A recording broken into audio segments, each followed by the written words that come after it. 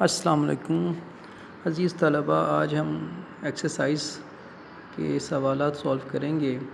تو ایکسرسائز میں دیکھیے کہ پہلا سوال ہے کہ اللہ تعالیٰ نے یہ کائنات کون سا لفظ کہہ کر بنائی؟ تو یہ اس کا جواب پہلے ہی شعر میں موجود ہے کہ اللہ تعالیٰ نے یہ کائنات حرف کن کہہ کر بنائی۔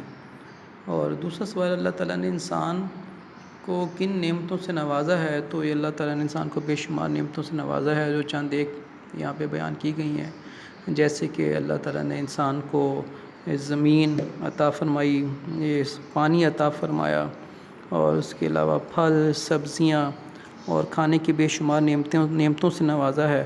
اور یہ جنگل، درخت، پہاڑ، یہ سب کی سب چیزیں اللہ تعالیٰ کے انعامات ہی ہیں۔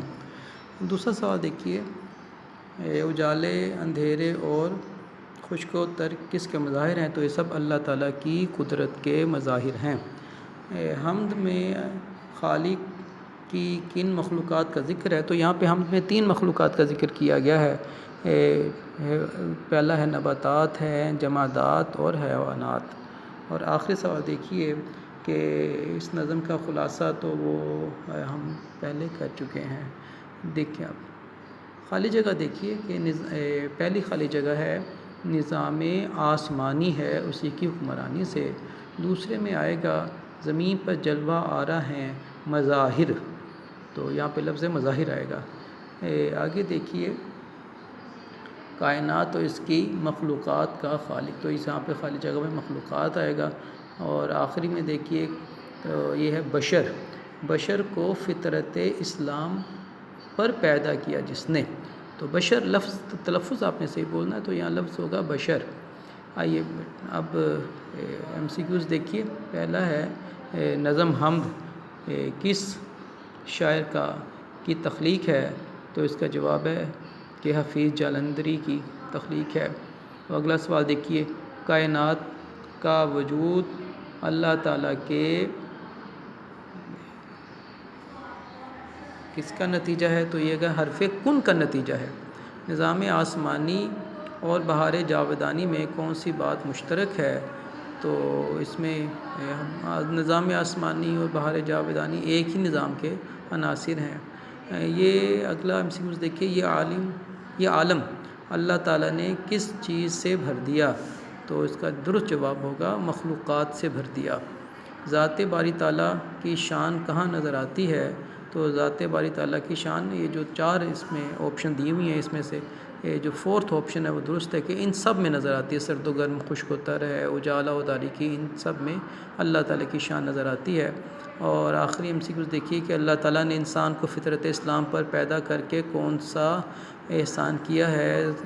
تو یہ ہے کہ اس میں محمد صلی اللہ علیہ وآلہ وسلم کا شائدہ کیا۔ آگے آ جائیے، یہ آگے جو امتحان نقطہ نگاہ سے تو عام نہیں ہے بات، لیکن ایک بات آپ کو خاص طور پہ سمجھنے والی ہے، وہ یہ ہے کہ نظم اور غزل میں کیا فرق ہے۔ تو اگر دیکھا جائے تو غزل بھی نظم کا ہی ایک حصہ ہے، نظم ہی کی ایک قسم ہے۔ بنیادی فرق یہ ہے کہ نظم کے تمام اشعار کا مرکزی خیال ایک ہی ہوتا ہے، کیونکہ ایک ہی ٹاپک پر تمام اشعار لکھے جاتے ہیں۔ اسی وجہ سے آپ نے دیکھا ہوگا کہ نظم کا عنوان بھی ہوتا ہے۔ جب عزیز طلباء، اب ہم دیکھتے ہیں کہ بورڈ میں اردو کا پیپر جو ہوتا ہے وہ کس پیٹرن کے ساتھ آتا ہے۔ تو یہ آپ کے سامنے میں نے کچھ پیٹرن بنا دیا ہے، آپ اس میں دیکھیں کہ جو سوالات ہوتے ہیں بورڈ میں اردو کے پیپر میں وہ 7 سوالات ہوتے ہیں۔ پہلا سوال جو ہوتا ہے وہ ہوتا ہے کثیر الانتخابی سوالات ہوتے ہیں، اور وہ 15 نمبر کے ہوتے ہیں، اور یہ آپ کو شروع کے 20 منٹ میں سولو کر کے دینا ہوتا ہے۔ اس کے بعد آپ کو انشائیہ پیپر دیا جاتا ہے۔ انشائیہ پیپر کا میں جو پہلا سوال ہوتا ہے، جسے ہم سوال نمبر 2 لکھتے ہیں، سوال نمبر 2 کہتے ہیں، وہ ہوتا ہے اشعار کی تشریح کا۔ اشعار کی تشریح میں 3 اشعار آپ نے نظم میں سے کرنے ہوتے ہیں، حصہ نظم میں سے کرنے ہوتے ہیں، اور 2 اشعار آپ نے حصہ غزل میں سے کرنے ہوتے ہیں۔ اس طرح سے کل ملا کر آپ نے یہ 5 اشعار کی تشریح کرنی ہوتی ہے، اور یہ سوال ہوتا ہے 10 نمبر کا۔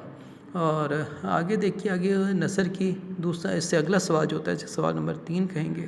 سوال نمبر 3 جو ہوتے ہیں وہ نثر کی تشریح ہوتی ہے، جس میں 2 پیراگراف دیے جاتے ہیں. ان 2 پیراگراف کی آپ نے تشریح کرنی ہوتی ہے، مشکل الفاظ کے معنی بھی لکھنے ہوتے ہیں، اور اپنے مصنف کا نام بھی تحریر کرنا ہوتا ہے، اور نظم کا عنوان بھی تحریر کرنا ہوتا ہے. تو یہ 5 نمبر کا ایک پیراگراف ہوتا ہے. تو 2 پیراگراف جو ہوتے ہیں یہ ہوتے ہیں 10 نمبر کے.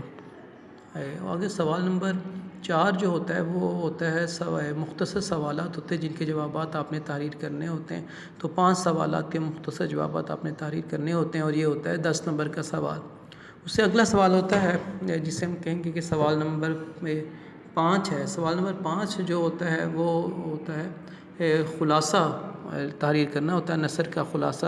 تو 2 اسباق دے جاتے ہیں، 2 میں سے کسی ایک کا خلاصہ آپ نے تحریر کرنا ہوتا ہے، اور یہ خلاصہ ہوتا ہے 5 نمبر کا. اس کے بعد سوال نمبر 6 ہوتا ہے مضمون اپنے تحریر کرنا ہوتا ہے. 3 مضامین دیے جاتے ہیں، ان 3 مضامین میں سے کسی ایک مضمون پر آپ نے کسی ایک عنوان پر آپ نے مضمون تحریر کرنا ہوتا ہے، اور یہ اس کے نمبر ہوتے ہیں 15 نمبر ہوتے ہیں. اور آخری سوال ہوتا ہے تفہیم عبارت کا، سوال نمبر 7 تفہیم عبارت کا سوال ہوتا ہے.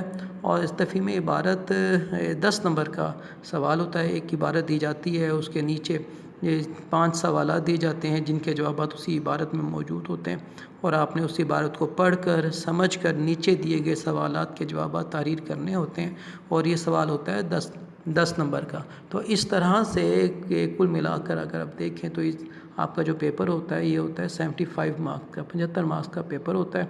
اور یہ اس کے لیے جو آپ کو وقت دیا جاتا ہے وہ ہوتا ہے 2 گھنٹے اور 30 منٹ ہوتے ہیں، جس میں سے 20 منٹ تو آپ کو معروضی کے لیے دی جاتے ہیں، جو کہ آپ کو شروع میں معروضی لے لیا جاتا ہے، اور باقی 2 گھنٹے اور 10 منٹ جو ہوتے ہیں وہ نثر کے لیے ہوتے ہیں.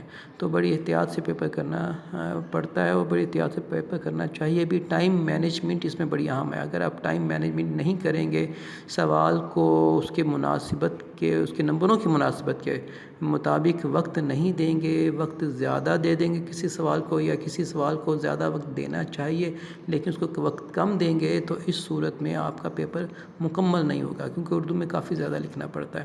تو سب سے اہم جو چیز ہے اس میں ہے ٹائم مینجمنٹ، جو کہ آپ نے سیکھنی ہوتی ہے.